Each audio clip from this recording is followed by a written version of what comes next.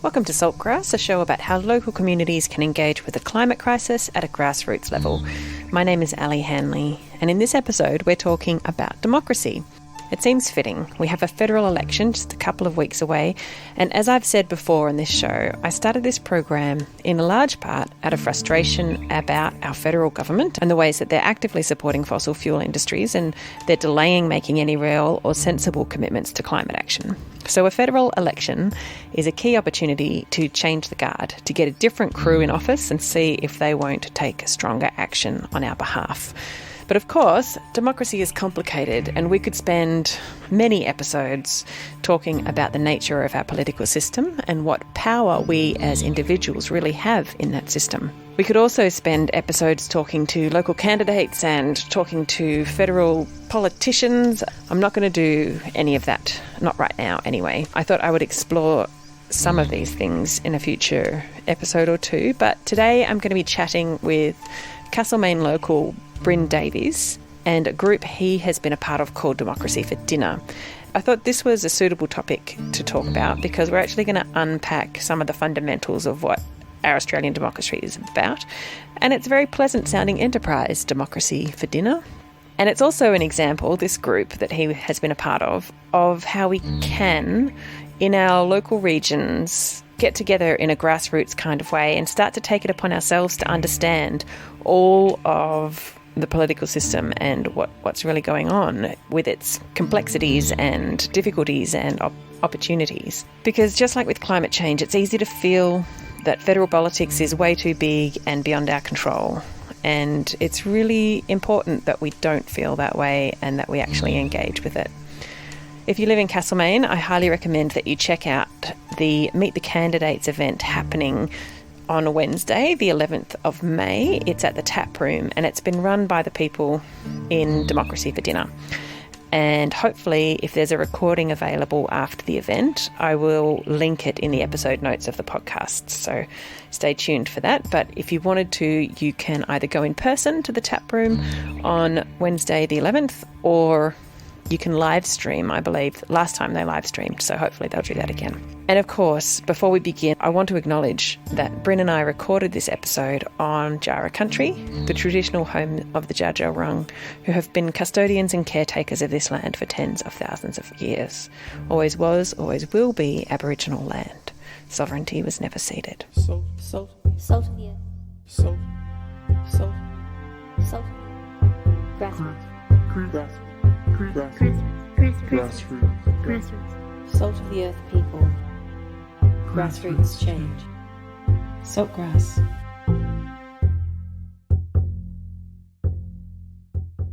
Listen to all episodes of Saltgrass on your podcast app or at saltgrasspodcast.com.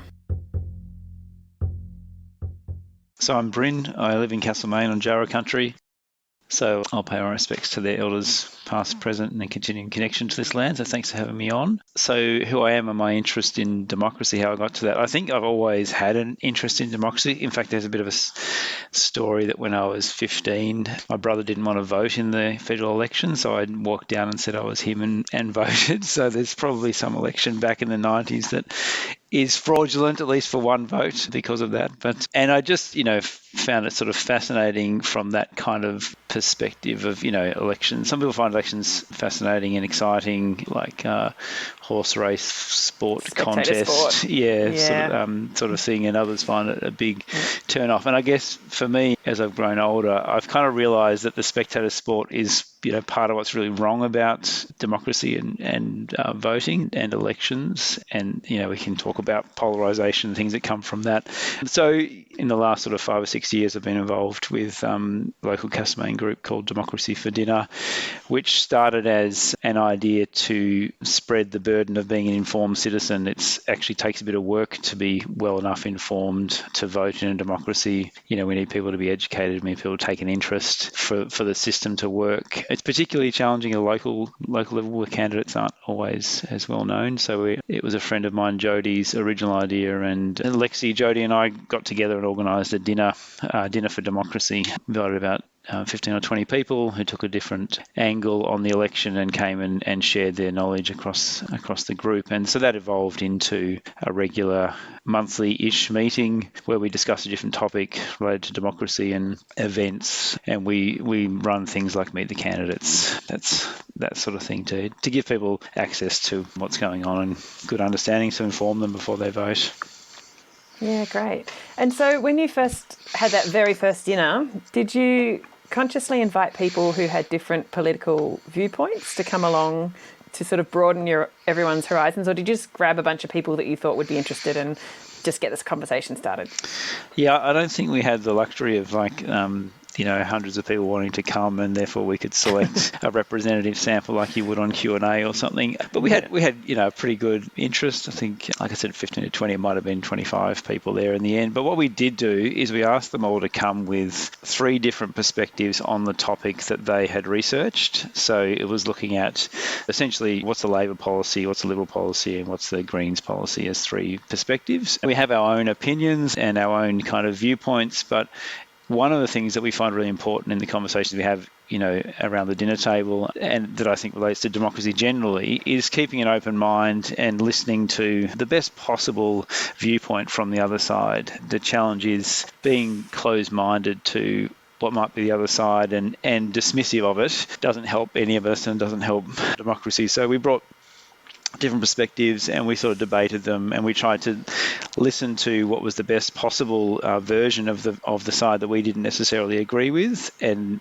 in each of the dinners that we've had since, I mean, the thing I really like about them, in addition to they're sort of an intentional space where you can talk about stuff, as opposed to a dinner party where you might talk for a few seconds and it feels uncomfortable going too far, or you get into an argument. This is don't bring one up politics. topic. It's like that's the rule of a dinner party. That's right. This is the politics. opposite. Like, you can't talk about anything else. And it gives, you actually get to the point where you do learn something every time. And that's the thing I find really valuable, is that you talk about something for long enough that you always come away with a different perspective or something different that you've learned out of the process. And not everyone has the luxury or the interest in doing that. And so we do, try to do things like Meet the Candidates and that kind of stuff, which is a little bit more widely accessible. But it all has the same principle of, listening, informing ourselves and being engaged citizens. And obviously before the pandemic, you were able to do this in a room and have lots of people sitting at close quarters and listening to each other. How did it grow in the first couple of years before the pandemic? Yeah, so we didn't ever have the kind of 25 people with 3 portfolios as the model going forward. It was quite an intensive exercise, a lot of fun.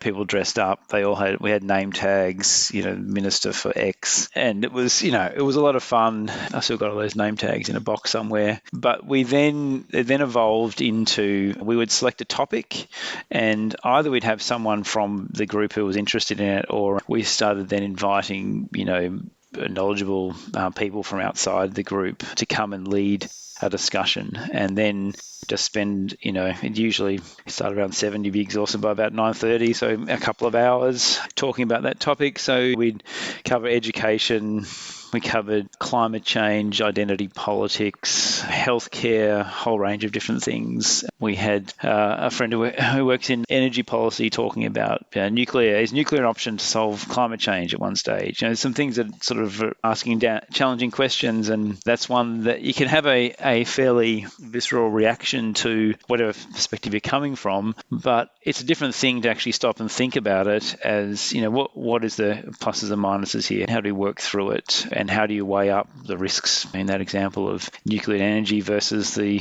impending climate crisis? So it's not as easy a thing. The potential apocalypse is worse. That's right. And you can actually, on nuclear energy, I mean, you can measure some of these things, like the level of risk, and we've got, so you can actually do, not that we have all the data in front of us, but at least it's turning our minds to that kind of thing. We had a really interesting discussion on refugees once where, and this is going to sound controversial, but I remember the thing that I came away with was like, actually stopping the boats is not a bad idea. And I was like, I hadn't realized that before. Not because we don't want people to come here, because it's actually a really crap way to get here. Like, it's dangerous for everybody and they're getting ripped off and it's horrible. Like, we need a different solution to giving refuge to people who need it than having them come across. So it was just interesting to have those sorts of things, put to us in a way that you can easily say, I don't believe in that without having thought about it in a detailed way. Can you have a more humane way of,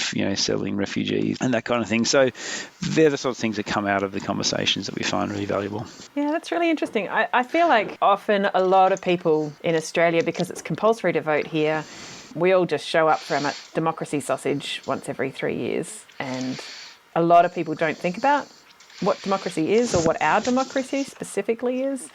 And a lot of people passively consume their news sources. They don't necessarily think about who they're consuming the news from or how that impacts how they understand particular issues. Yeah. And so I'm really curious, do you feel like most of the people who participated, were people sometimes surprised at what they got from it? And do you feel like there was a collective kind of consciousness raising almost, isn't it? It's a consciousness raising group in a way. Look, I think at times that there certainly was. I mean, that's like I said, my personal experience of it was, that I would learn something each time. I think so. I mean, it really is up to the individual, like whether they, are doing the work to keep their mind sufficiently open, but, not so wide open that your brain falls out. There are definitely times where I feel like we've had really interesting collective discussions that have got us to a point that feels really unique and different, like a conversation we had about local democracy and local government and the importance of that, the challenge of getting good candidates in. And, we ended up at the end of it, didn't quite happen in the end, and maybe it will one day, but it was talking about models like, the lottery model for election. Could we just get 100 people to run and 100 people picked at random, which it's a model that's existed since the Greeks, actually, the lottery model. And, some people call it the Ricky Muir model in Australia, where motoring enthusiast party guy got elected on hardly a handful of votes plus a really well done preferences, but became quite an interesting character because he didn't know anything about what he was going in there for, had no fixed views, and spent his time learning and listening and talking to people, which if you just picked 100 people at random, maybe that's what would happen. So we came away with this really different way of thinking about how you would get people into local government. And we did a fair bit of work at the beginning of sort of 2020 to try to encourage candidates for local government election. The pandemic got in the way of a lot of the effort there in the end. It was pretty challenging, but we did quite a bit to sort of engage with those candidates that did run and put up a survey and a blog on their views, that kind of thing. It's really interesting, isn't it? Like local government or local council is such a different thing to state or federal politics in terms of who the people you're going to get involved and what their sense of responsibility is to their community. Most career politicians are really, they've spent their entire life priming for that moment, and they get slammed by the rest of the political kind of arena if they don't have a really watertight position. I mean, there's a couple of things in what you're saying. I mean, just the difficulty putting yourself up for public office and the environment that you then end up in and how that's not particularly attractive. I mean, that's a fundamental flaw in a democracy. If the system doesn't make it attractive for citizens to stand, or for only certain types of citizens to stand, then that's a pretty fundamental flaw. And I think we do have some challenges in that regard. I mean, probably the most widely spoken, for good reason, is the gender inequality in Canberra and the environment that people talk about that, is not welcoming of women, not welcoming of families. But that goes well beyond women, I'd also say. I wouldn't stand because I still want to spend time with my family. I still want to have a life. And I don't want to be kind of harangued every day for putting a view out there or for not doing a good enough job or being uncertain about something. If you're part of a party machine that supports you and you've come up through the party ranks and you've got a big enough ego that you can withstand whatever, that's the kind of things that are incentivized, unfortunately. I still think I want to caveat a little bit because I think that through my professional life, I'm not talking about it so much directly now, but I have worked with, ministers and ministerial officers, and most of them, I guarantee you, are there for the right reasons and are trying to do good things. I've only worked as a apolitical bureaucrat, and I can see that they have political drivers that affect their decisions, and that's the nature of the work. But I definitely think that they put a lot of work in, and they probably don't get paid enough, to be honest, despite what you might hear. So I don't think that is interesting, because when you were talking about the incentives for people to participate in our political process, I was thinking, well, the two real motivations are surely money, but compared to what people can earn in a corporate environment, what they get as a politician isn't actually that great. But power is the other factor. Yeah. They're not motivations that are going to attract necessarily ethical people. I'm not sure it's completely as clear cut as it sounds. I think it's easy to be cynical, and I think you've got to have a pretty healthy ego. But you can have a pretty healthy, ego or commitment to the thing that you believe in, and that's what gets you through the days and days of online or offline abuse. I mean, I do think that if all you cared about was, power and money, there are much less painful ways of going about it. And so I think that it's not necessarily a clear line between, ego and power and wanting to, create the world and the vision that you see. And you might interpret that for someone you don't believe in, whose views you don't agree with, I should say, as being them just trying to get their way. But if it's someone you believe their views in, you'll see it as them, having a vision for the future and driving towards it. So a lot of it comes down to the perspective you're coming from. Yeah, absolutely true. Good point. Can I come back to something that you were sort of talking about before, which particularly came to my mind in the context of local government? You were saying that most people, I'm sure there are probably figures out there we could quote, but are not that engaged. Most people don't come to our Democracy for Dinner conversations. And, we had a conversation one night. We were meeting at Bistro Lola down the road, and I made everyone put their hand up and say, how many of you have eaten at the Cumberland Hotel in Castlemaine recently? How many of you even been in there recently? Like, there are plenty of people who still vote who just are not interested in the things that we're interested in. I think that's always a challenge for us to keep in mind. And they don't even move in the same circles. That's right. And we're in our bubbles. And I think, I don't blame people for having other things in their life that they're interested in and driven by. And when I had my first kid and my life was completely absorbed in that, there are things that are just right in front of you that you just have to deal with. And they're just personal choices. And I think the challenge that comes from that for democracy is the one that we started talking about, which is around being sufficiently informed and being sufficiently engaged. And what people end up doing if they're not engaged, and this is most people actually, not just those people who engage and disengage, but particularly if you're not informing yourself, is that they vote, based on the team, and it's the spectator sport and identity. And there's a really good thinker from the US. He's a podcaster too. Look him up. Who's written about, his name Ezra Klein, who's written about polarization.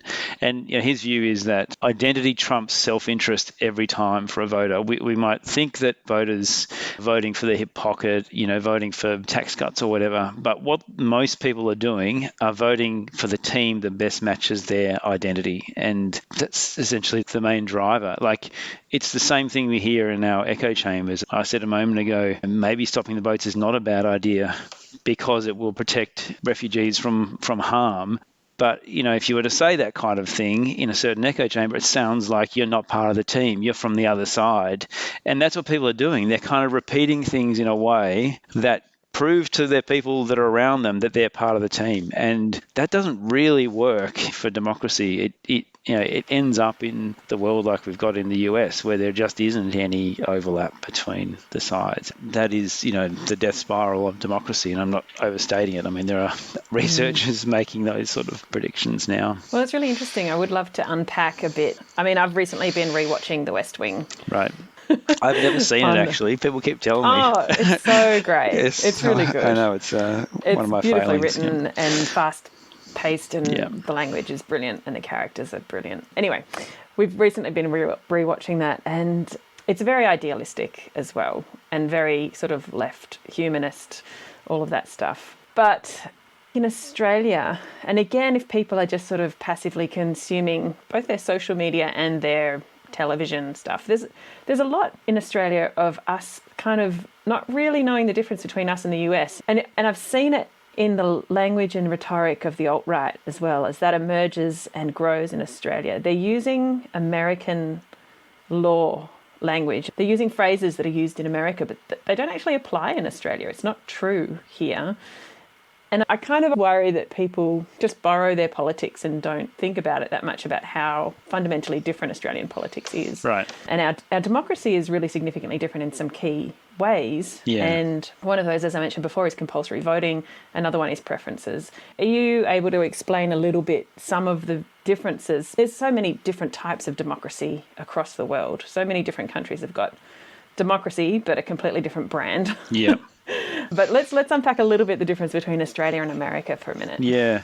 I mean, one of the ones that probably isn't spoken about enough is the existence of the Australian Electoral Commission, which, is not particularly sexy, but is absolutely fundamental to having a fair system to start with. And that is foundational to the differences between us and the US. The US have their electoral authority is delegated to the state legislatures, and the state legislatures flip from, Democrat to Republican over time. And it's been particularly the case for the Republicans, but it's also been the case when Democrats have been in control that they have been found to have been gerrymandering the electorates. And, effectively, in the US now, both as a combination of the Senate system but also the gerrymandering of the House of Representatives, the Republicans only need to get around 42% of the vote to be in a majority. So what does that mean, the gerrymandering? It's a term that means you are amending the boundaries of the electorate to suit the party, to increase your chances of election. So you might move the line of your electorate to include or exclude a particular town. Yeah, exactly. Yep. So what happens in Australia, so Bendigo electorate that we're in at the moment, is that the Australian Electoral Commission every year redraws the boundaries. Sometimes they scrap an electorate, sometimes they create a new electorate based on population and based on numbers. So roughly we have the same number of people in each electorate, and because people move. So some of them in Western Australia would be vast in terms of geography. Yep. But it's roughly the same number of people are being represented within that area. Yeah, that's right. So between the last federal election and this federal election, the Bendigo electorate has moved to include Woodend, which has been taken out of the McEwen electorate. They look then at the polling booths of Woodend from last time, and the predictions are done for next time. It'll be slightly more Labor now than it was before that boundary change. But that's all done by an independent commission of people whose job it is, with criteria to sit down and assess the numbers, and they don't look at will this benefit one party or another, whereas in the US they do look at how can I change this boundary so that it gives my party the chances for success. And it's become almost understood, and all of the electoral law in the US is delegated to the state, so it differs from state to state. So some states have stronger laws around what the state legislatures can do, but it's almost become understood that once you have a Republican legislature or once you have a Democrat legislature, then the next federal election or their presidential elections or House of Reps or Senate elections will be affected and prioritising that party that was in control. You look at the state houses, one election, then you look at the House of Reps in the next election, and that's partly why, this year in the US, for example, it's strongly predicted that there will be a Republican majority in the House of Reps, because there was a number of state legislatures that went to the Republican at the last election period. And the other side of that, which hopefully we don't have yet in Australia, but is also less an institution but more kind of a cultural norm, is that is becoming the understood practice. Everything is politicized, and everything is and it's just what happens. If you want to have a different group of people deciding the electoral laws, then vote them in at the state level, rather than what we have is an acceptance that you can have an independent body that will independently and apolitically make those determinations. There's still obviously an apolitical public service in the US, but the arguments around having an independent body in the US are that they can't see how you could have an independent body. They can see how you could have 3 Democrats and 3 Republicans, and maybe there's you alternate the chair of them, but it's still politicized. Like, it's gone away from the sense of, nobody is genuinely independent. You've all got a side, and that's. Yeah, and I think we have to kind of maintain that culture of expert neutrality, really, and that's fundamental. And do you feel like that is a possibility, that one of the parties might stack the Electoral Commission with their own people somehow Do you know, if you want to get into conspiracy theories, our Electoral Commission is ripe for the picking. Yeah, it's a really good question. I don't actually know off the top of my head how the Electoral Commission, I presume they're public servants, so they're not political appointees, which makes it a little bit easier. Even when, this is not quite answering your question, but I'll come back to it. Even in Australia, where we have seemingly political appointments or nominations, for example, High Court judges that nominated by the Attorney General, those are still done in fairly apolitical ways, or slightly less political than the US, I should say. I mean, you get slightly more conservative judges from the coalition than you do from Labor. They pick judges that suit, but you're not picking a coalition judge to sit on the High Court in Australia, whereas in the US you genuinely are. And the Supreme Court's also become massively politicised, which is a major problem. We're seeing that with the current Roe versus Wade. Absolutely. Been following that. I mean, you can't avoid it. It's everywhere. It was, I mean, that's completely unsurprising, as shocking as it is. Trump managed to nominate 2 or 3, I forget now, I haven't got it in front of me, but 2 or 3 judges. A lot of presidents don't get to nominate any. So he was, incredibly lucky. And that was the long game that, it's literally called the long game in Mitch McConnell's autobiography, by the way. The long game that they were playing, like changing the structure to be conservative for a long time, as opposed to focusing on the short-term electoral cycles. Because those people are in those high court positions for the rest of their life. Yeah. In the US, in the Supreme Court in the US, they're lifetime tenures. So in Australia, on the Electoral Commission question, I still have pretty solid faith in the quality of the Australian bureaucracy. I think we've got good people in critical positions across both federal and state and local government, and it means that we can have an independent AEC, and we've got laws that go around it and things that they can and can't do, and all the rest of it, which gives a degree more confidence in it as well. I mean, to your question about could it be stacked, I think there are guardrails that would make that particularly difficult. I mean, you could have a government that decides to change the laws that govern the AEC, and this is where it comes down to culture and perception more widely. You would want to have enough robust appreciation for the AEC and other institutions across the populace that people would find that abhorrent if a government did try to change it. But at the same time, governments do stack the ABC board, for example, with political appointees, which is changing the nature of that entity as well. So, look, we've got a lot of things in place. We've learned from the US that you can't take these things for granted. And we talked about the disengagement point previously, which is not just disengagement from politics and elections, but I'm concerned about disengagement or lack of awareness of things like an independent, robust bureaucracy and the things like the Australian Electoral Commission. You've got to know that it's worthwhile to be worried about it going. And I worry that our knowledge of things like the value of the AEC is not where it should be. Yeah, well, it's interesting, isn't it? Again, that thing that we all just trundle along on election day and feel like everything's fair. There's a lot of people contesting the results in America and in other democratic places. There's accusations of corruption and dishonesty and the voting not being fair. But we don't really have that as a worry here in Australia, do we? That the actual system of voting is open to corruption. I mean, I think in the US there's been as long a history of complaints about the result as you might think. I mean, there's been a history of the Trump administration, obviously. Yeah, they used it as a political tool. They undermined the trust so that they could, if they lost, they could. It was pretty blatant. He said he was going to do that before the election. He did it, and who could be surprised? I mean, I wouldn't mind coming back to the language point, because I think we can overuse the language of corruption and things. On Trump, I think, back to my earlier point, I think that the people, to use an arbitrary scale, from what I've observed as a bureaucrat in other roles, I'd imagine that 80% of what is done, 85% is done in best interest by expert people doing a good job. But I think if you were to ask, particularly in the US and probably also in Australia, what people thought about the bureaucracy or about government, I'd imagine that they'd probably say it's about 20%. The rest of it's corrupt. The rest of it's self-interested, all the rest of it. And the problem with that is that someone like Trump can come in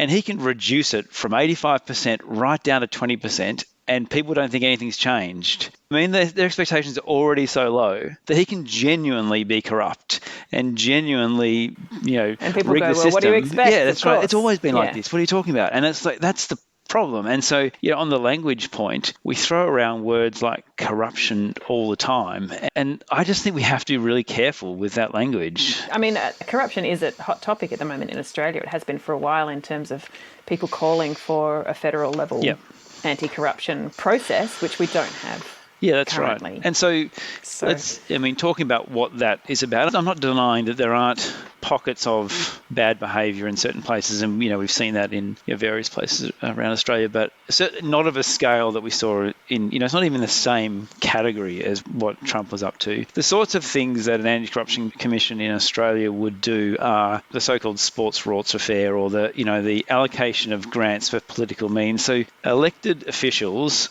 whilst they're accountable ultimately to the public at elections and therefore, make decisions on those basis, they are still bound to be doing things in the public interest and of doing things in a way that is of, a good use of taxpayers' money. So if a politician is allocating public money to get their party back into power, that's not an efficient use of public money, and it's not in the public interest. So that's the kind of thing where it's not a crime and therefore the police can't charge them, but you could have an anti-corruption commission looking at the way that decisions are made and saying, actually, this was done for a political reason, not for a public good reason, and they need to be held to account. At the moment, there is a genuine gap between those things that are a federal crime and the AFP can already prosecute, and things that are just, bad behaviour, or even if there is legislation saying you need to do this in the public interest, there isn't any way to enforce that. And so, in my view, and I'm not a corruption expert, but it's that kind of thing that we need an anti-corruption commission for. It also is for, the brown paper bag or the influence of political lobbying and those sorts of things, and I don't deny that goes on. I think the difference is that the genuine both corrupt behaviour but also the destroying of norms that Trump went through is quite different from the sorts of things that we're necessarily talking about here. And again, it's not a clear cut. It's not as simple as, the influence of money in politics and the lack of transparency of political donations. Those sort of things are genuine problems in Australia as well. And it's not a clear line between some things are good and some things are bad. But I think we also need to be careful about sort of throwing around, so-and-so's corrupt or so-and-so's on the take. I had this debate with my 18-year-old recently where he told me that ScoMo's on the take. And I'm like, you can't say that. You can say that, but it's not helpful. What are you specifically talking about? What particular situation are you talking about? Because I think that what it does is it undermines the genuine trust. And if there are things that are wrong, then we need to name them and call them out. But if it's generalized, then it gets to that situation before where people's trust in institutions erode so much that we actually don't fight for them anymore. If people just started saying the AEC is corrupt, and I've seen tweets recently from members standing for Parliament who are saying the AEC is corrupt, and the AEC, basically tweeting back at them, good on them. But the problem with that is it undermines the trust. And so if a government was to come in and say, hey, we're reforming it, we're going to get rid of it, then people aren't going to fight for it. So that's why it's so important to be careful with what we're saying. Yeah, I think from an environment point of view, there's been so many stories about they allocate X million dollars to a brand new organisation that's made up of all their friends who are going to save the Great Barrier Reef, but actually they're all linked to the coal and fossil fuels industries. Those sort of stories have been around. And even the pandemic recovery being pointed toward opening up new gas and fracking and all of that sort of stuff. That feels not like it's in the best interests of anyone. And there's that documentary that was made that I haven't watched that linked a lot of the liberal conservative kind of high politics people with having been in corporate roles in the fossil fuels industries and mining and things like that. Yeah, look, I'm sure it happens. And I could point to plenty of documentaries that would probably say the same thing about Labor or the Greens or whatever from another side.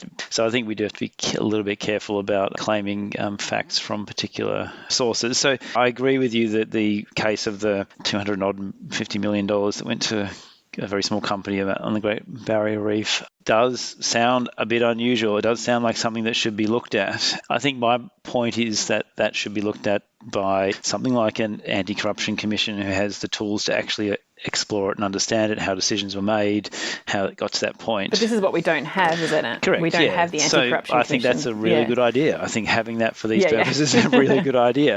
And so I think in absence of it, we have these things litigated, around... These vacuums of information and lots of speculation. Correct. Yeah. Yeah. And look, I've seen things that look from the outside like they're really bad, but actually not. And if you understand the decision-making process, I just think it's there and there are problems. We need to have the institutions to properly understand them and to stamp them out, because I think that if it's litigated across social media or around the Democracy for Dinner table, for argument's sake, whatever it is, usually with a bunch of people who agree with you, and it's not necessarily going to get you the answer. So I think these are the things that I guess are foundational to democracy working.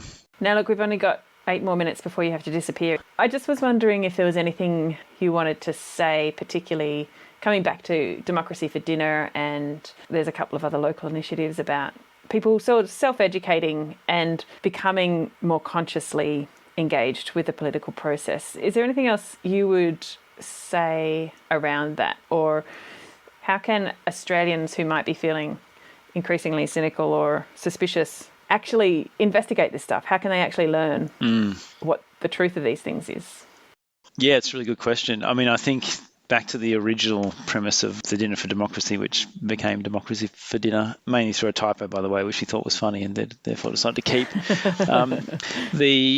It was about the burden of being an informed citizen. That was Jodie's tagline when she said, hey, how would this do this thing? Like, it's the burden of democracy. It actually takes a bit of work, and that's a hard thing to ask people to do when they've got busy lives and doing all the rest of it. So some of it takes work, but I also think that it's about what I was saying before about just being willing to kind of stop and listen and learn a little bit before you jump to conclusions about something. I think that we've all kind of seen the campaign on Facebook that we think is a really bad thing and, clicked whatever. It's just we need to know more about the things that we are engaging with, and maybe just imagining the best possible explanation that someone has a different view for you, and then engaging with that as opposed to continuing to engage with one's mindset about what the other side might be thinking. So in terms of like how we act or how we behave in a more prosaic sense, we do need more people putting up their hand.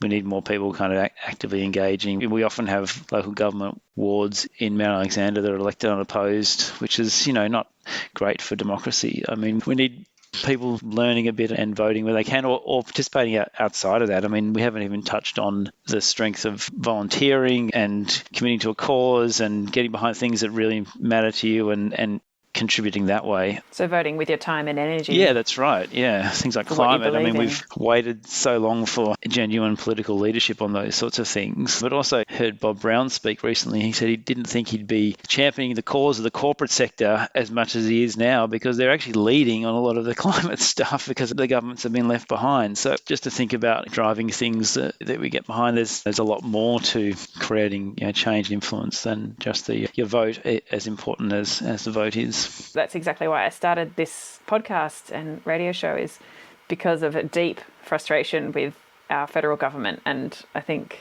the Liberals had just gotten in power and it was a very depressing time. And it was like, well, we're just going to have to do it ourselves. And I know that there's so many people who are active in the environment movement who are doing it because that's all we can do and we just have to do it ourselves. Yeah.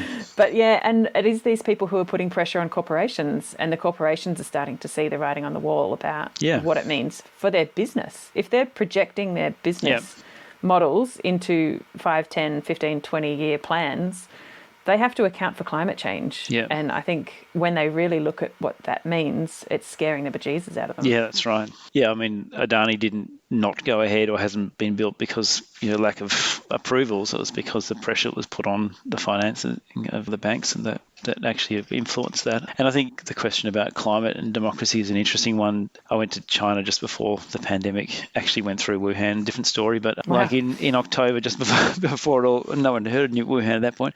And China it was fascinating to me to see what China was doing in electric buses and electric vehicles and all the rest of it, because they don't have to worry about the polarised political environment. Two-party oppositional. It's, there is an argument to say you could get action on climate change much more quickly if you had autocracy and not democracy. But the obvious problem with that is that you get action that doesn't benefit everybody. It's that kind of climate justice side of things. We need both. We need democracy, which provides the accountability to the people. Otherwise, you could have action, but action in a way that isn't accountable to the people and doesn't drive that justice. So I think that's where those two things, in my mind, come together.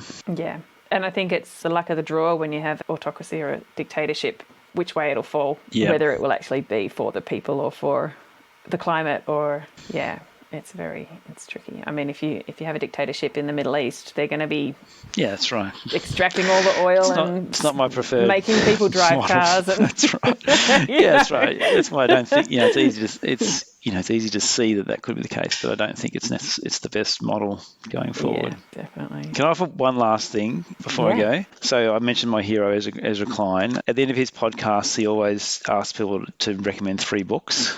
So I was going to recommend 3 books, and they're all kind of American-based. I'll move on to Australian democracy next. But one is Ezra's book, Why We're Polarised. We haven't talked about media, and media feeds on the disengaged, and people start to just believe the narrative that they see, and it just creates a self-fulfilling prophecy. So he's got a book all about political polarisation called Why We're Polarised. There's another one by a couple of academics called Stephen Levitsky and Daniel Ziblatt, which is called How Democracies Die, and it's a really good read. It's quite frightening, really easy to read. It's quite frightening, and written during Trump's term in office, and they essentially go through, so they've been researching dictatorships and autocracies for decades, and they go through their well-established framework of here are the indicators, and Trump essentially ticks off 8 out of 10 or something like that of those indicators, and there's only been one other president who's ever had any indicator, and he only had one, and that was Nixon. So Trump was like, and this is the example of, Hillary versus Trump, like they're not even the same ballpark. And then the third one, which goes back to a passion for trusted institutions and bureaucracy and all the rest of it. And another American book, actually there's an Australian equivalent too, but I'll talk about it, which is called The Fifth Risk by Michael Lewis. So Michael Lewis is a pretty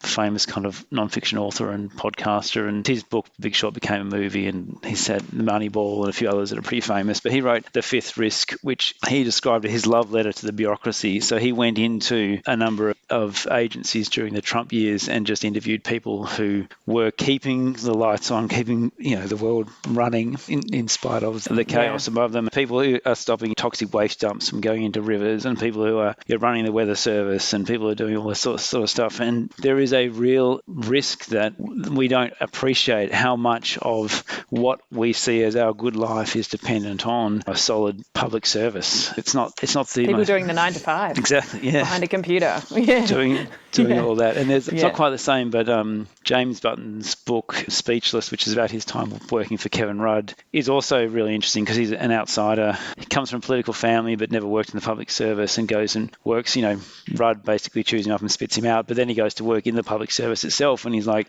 there's so many more people trying to do a really good job here than I thought. I thought it was just a whole lot of people getting paid lots of money to sit around and do nothing. And just the kind of insights into, if we don't appreciate that, then we won't fight for it if it gets taken away from us.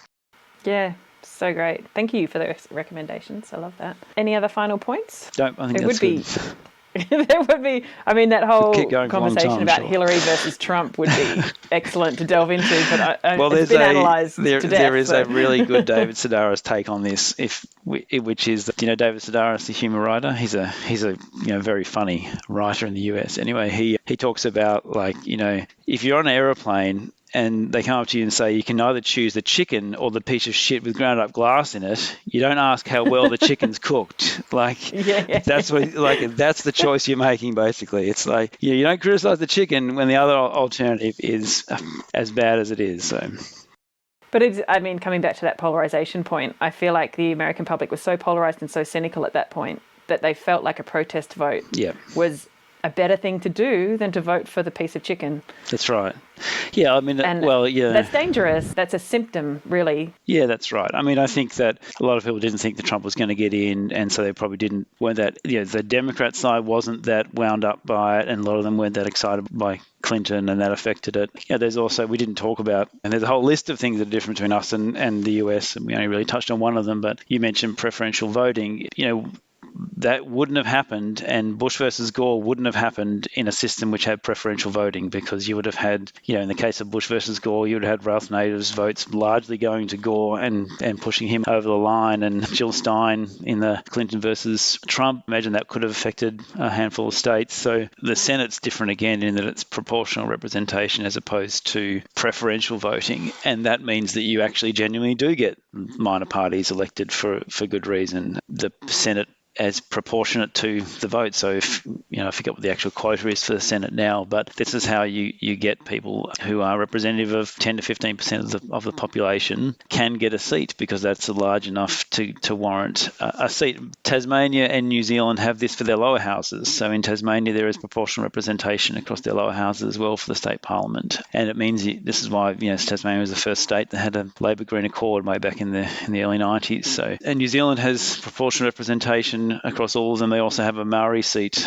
in Parliament. So there are a whole range of ways of doing things which mean that you can reflect the overall population better than you do in a two-party system. So preferential is better than not preferential, but there are other ways that would actually fully represent the community. And then we'll create the sort of thing that the Prime Minister is currently complaining about, literally on radio today, about having a diverse Parliament, which, is not an easy thing. And you can see challenges in places like Israel and other places where they have significant challenges even forming government. But in a lot of Europe, coalition governments, but not like we have in Australia between Liberal and the National Party, but coalitions between parties to reach a majority is the norm. In Germany, the Green Party has just joined with the Social Democrats Party and a slightly more right-wing party, which means that some things... So it lends itself to cooperation rather than division. Which is easier said than done. It's interesting, I mentioned Ezra before. He has a different view from the US, where the problem in the US is that they don't have enough of a majoritarian system. The party that gets the majority can't always get its agenda through. And so they have the filibuster, and they have a range of, I think there's some research I saw which had 14 checks and balances on any decision that are made, like presidential veto and a whole range of other things. We have a handful of them, 3 or 4, which is healthy to have checks and balances. In the US, you have kind of 14 ways that something can be stopped. And the problem with that is that you can vote, a blue wave, or you can vote a red wave, and they actually don't get their agenda in. So you can't actually see what having a majoritarian party delivering its agenda looks like. And so people get cynical and think nothing's happened, and then they do a protest vote. So he has a view that you can have too much of that kind of deliberation and compromise, which is interesting, because I think we see it from the other side. It feels like, we don't have enough of that. And, there have been minority governments that have worked pretty well. I think Labor Party in Tasmania would probably not like to go back to Labor-Green Accord, but there actually was some really fantastic things that came out of that period, and the Gillard government with Tony Windsor, another example of where that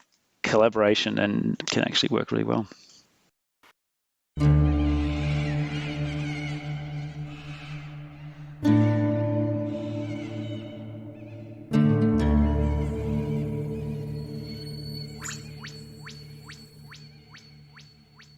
So that's it for my conversation with Bryn Davies. It felt like we'd only just got started, really, but there is so much to talk about politics and the world. If you live in Castlemaine, I highly recommend that you check out Democracy for Dinner and the event they're putting on Wednesday night, which is a Meet the Candidates event on the 11th of May. It's at the Tap Room, and if there is a recording available after the event, I'll link it in the podcast notes. So go to saltgrasspodcast.com for that link, and also links to all of the other things that Bryn spoke with us about today. You can follow Saltgrass on Facebook, Instagram and YouTube. Please subscribe to our email list to get reminders and updates about the show. And again, you can do that by going to saltgrasspodcast.com. This program is made possible with support from Main FM and the Community Broadcasting Foundation. Find out more at cbf.org.au. My name is Alison Hanley. Thanks for listening. Salt of the earth. Salt. Salt. Salt. Grassroots.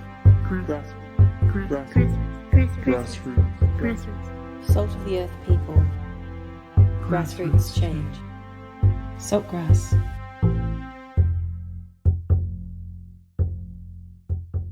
Listen to all episodes of Saltgrass on your podcast app or at saltgrasspodcast.com.